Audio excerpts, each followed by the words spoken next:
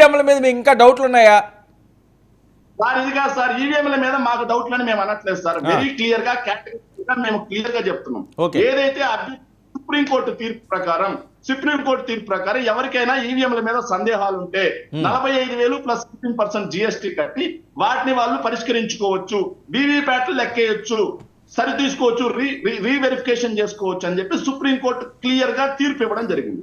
వారం రోజుల్లోగా డబ్బు కట్టాలి, 5% ఓట్లు లెక్కేస్తారని చెప్పి చెప్పారు. దానికి సంబంధించి బాలినేని శ్రీనివాసరెడ్డి గారు ఏదైతే కట్టడం జరిగిన తర్వాత సుప్రీంకోర్టు తీర్పు ప్రకారం రీవెరిఫికేషన్ వీవీప్యాట్లు చేయాల్సిన పరిస్థితి ఉంది. కానీ వాళ్ళు ఏం చేశారంటే మొత్తం ఆల్రెడీ వీవీప్యాట్లు ఆల్రెడీ మేము ట్రాష్ చేసేసాం, మీకు ఈరోజు రీవెరిఫికేషన్ చేయడం జరగదు, మాక్ పోలింగ్ మాత్రం అంటే ఏదైతే ఈవీఎం ఉందో ఆ ఈవీఎం లో ఉన్న డేటా మొత్తం డిలీట్ చేసి మాక్ పోలింగ్ చేసి చూపిస్తామని చెప్పి మాట్లాడుతున్నారు. అసలు ఈవీఎం ట్యాంపరింగ్ అయింది, ఈవీఎంల మీద ఉందని చెప్పేసి ఆ అభ్యర్థికి సంబంధించి అవి మొత్తం నెరవేర్చాల్సిన బాధ్యత ఎలక్షన్ కమిషన్ మీద ఉంది.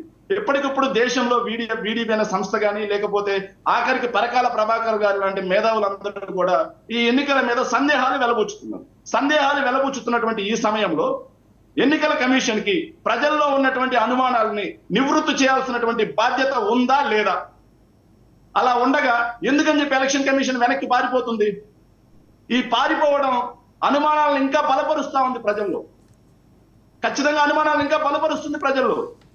సుప్రీంకోర్టు తీర్పు ప్రకారం వీవీప్యాట్లను లెక్కించి అక్కడ పోలైన ఓట్లను సరిచూసుకుని అభ్యర్థికి క్లియర్ చేయొచ్చు కదా.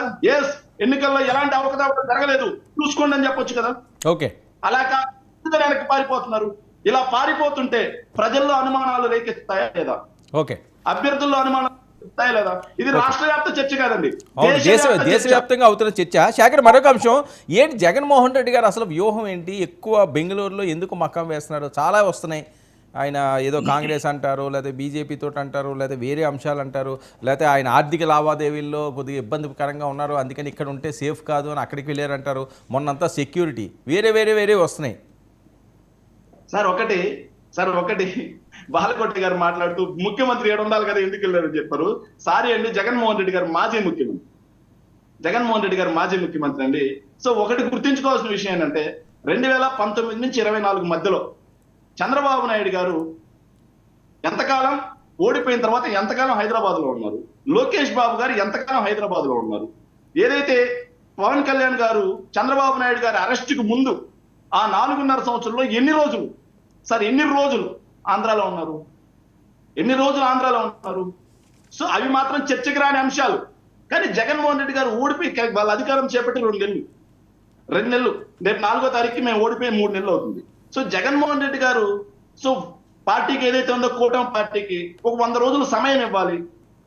వాళ్ళు చెప్పినటువంటి 100 రోజులు సమయం ఇచ్చిన తర్వాత ప్రజా పోరాటాలు చేయాలని చెప్పేసి చూస్తున్నారు. ప్రజా పోరాటాలకి రంగం సిద్ధం అవుతుందా? ఇంకా 100 రోజులు అంటే ఎక్కువ టైం లేదు సార్. ఒకటి సార్, 100 రోజులంటే ఎక్కువ టైం లేదు, ఇవన్నీ కాదు. ఇంకొక విషయం ఏంటంటే బాలకోటయ్య గారు చాలా ఆవేశంగా సిగ్గుంది అది అని చెప్పమాట. ఎస్, మాకు సిగ్గుంది కాబట్టి చెబుతున్నాం. చంద్రబాబు నాయుడు గారికి సిగ్గుంటే ఈ రోజు వైఎస్ఆర్ కాంగ్రెస్ పార్టీ హయాంలో తీసుకొచ్చి నిర్మించినటువంటి ఏదైతే కంపెనీలు ఉన్నాయో వాటిని ఎందుకని చెప్పి ఆయన ప్రారంభించారు? మాయ కాదా? ఇంకా ఎంతకాలం ప్రజలను మభ్యపెడతారు?